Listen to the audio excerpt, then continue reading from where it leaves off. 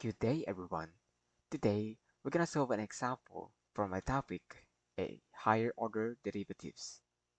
Now, for this example, we have d cubed x over dt cubed minus d squared x over dt squared minus the 4x and equals to 0. So first things first, all you have to do is to simplify this equation, and that will be equal to x to the third prime minus x to the second prime minus 4x equals to 0.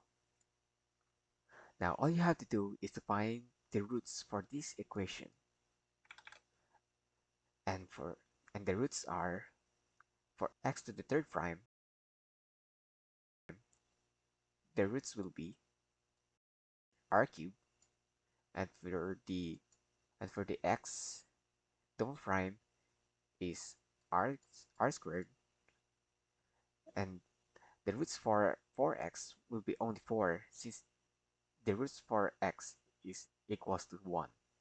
So all you have to do is to input 4, and that will be equal to 0.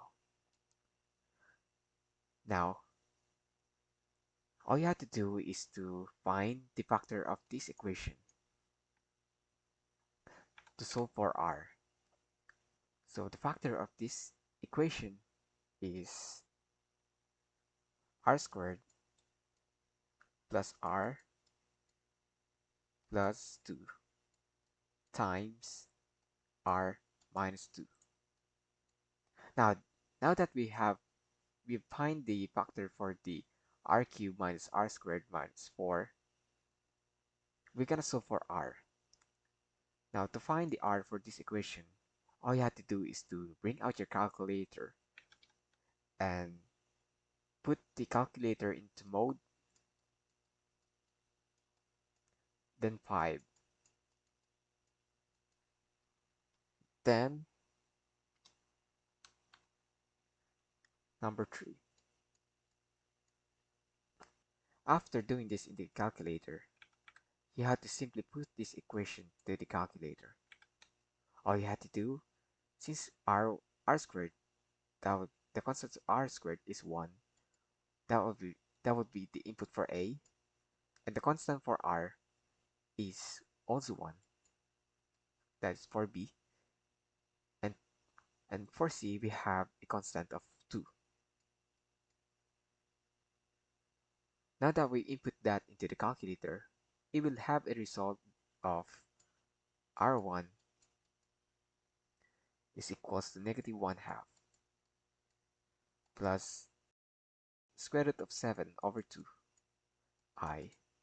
And for the r2, we have negative 1 half minus square root of 7 over 2 I. Now that we found out the r1 and the r2, we also have this r minus 2. So simply equate it to 0, and we'll have result of r3 equals to 2. Now, examine these two roots. We can identify these two roots as a complex root. And for the equation for complex root, we have an equation of y equals to c sub 1 e raised to a t cosine bt plus c sub 2 e raised to a t sine bt. Now to determine the a and b, all you have to do is look at the r1, either r1 or r2, and this one will be our a, this negative 1 half will be our a, and 7 square root of 7 over 2 will be our b. So simply input our independent variable is x, so I'm gonna change y to x. x equals to c sub 1 e raised to 9 e raised to negative 1 half t cosine square root of 7 over 2 t plus c sub 2 e raised to negative 1 half t sine square root of 7 over 2 t. Now, for the R3, we can identify this root as a real distinct root. And for the equation for real distinct root, we have